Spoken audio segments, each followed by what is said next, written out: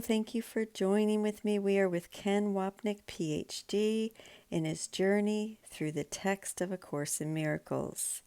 And today we are on Chapter 5, Healing and Wholeness. Picking back up on Jesus.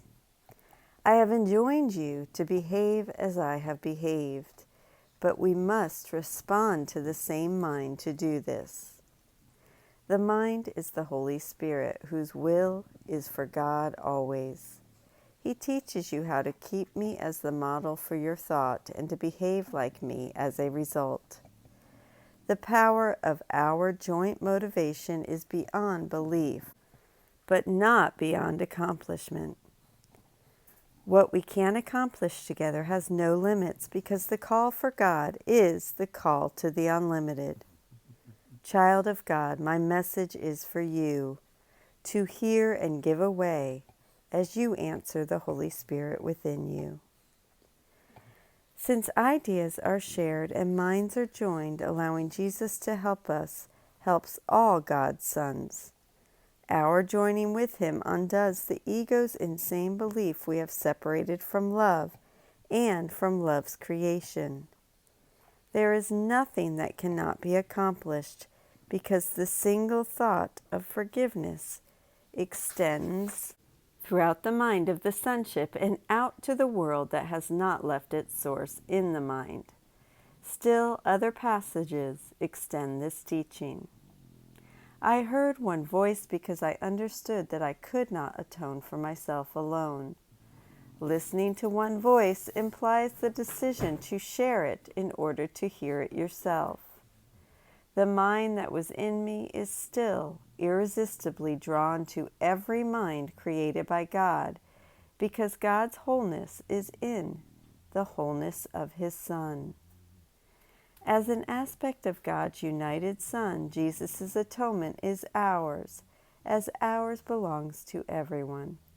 That is why in choosing to be with Him, the ego's thought system of separation from love is undone, for us and the sonship as a whole. Jesus reiterates this central theme of being our model or example. Teaching is done in many ways, above all by example. Teaching should be healing because it is the sharing of ideas and the recognition that to share ideas is to strengthen them. I cannot forget my need to teach what I have learned, which arose in me because I learned it. I call upon you to teach what you have learned, because by doing so, you can depend on it. Make it dependable in my name, because my name is the name of God's Son. What I learned, I give you freely, and the mind that was in me rejoices as you choose to hear it. Whenever we are tempted to be upset for any reason, this is the time to call upon Jesus' help that we see through His eyes and respond with His forgiving love. This is how we grow to become increasingly like Him and sharing His function with others. We strengthen it in the mind of the sonship. This is the means for regaining the joy we believe we lost when we listened to the ego's lie of separation.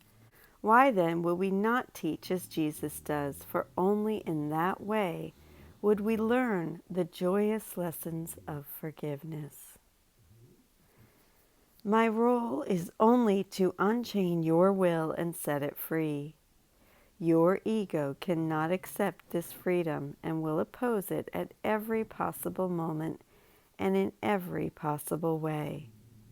And as its maker, you recognize what it can do because you gave it the power to do it.